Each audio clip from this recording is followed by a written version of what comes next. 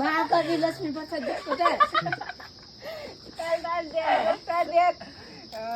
अब यो को मुखै देखिनु बैगुनी छपन्या कोसी पार्दे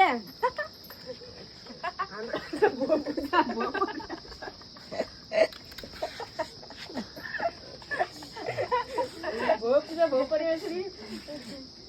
देवसिया अलिअलि लाइदेऊ ठिको छोरीले कि ठुलो मान्छे बन्नु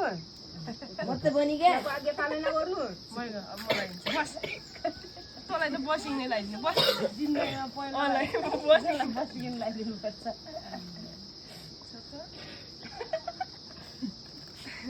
धेरै चकचक नगरे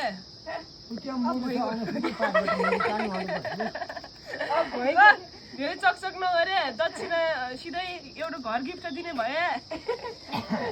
यो 20-10 रुपियाँले हामी मान्नेवाला छैनौँ बरु आफै भाडामा कोठामा बसे पैसा त हातौ मैलो हो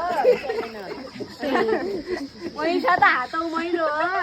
राम्रोसँग त्यो आशीर्वाद पायो हो मोस्टले पहिला उठाउने छ पैसा के अरे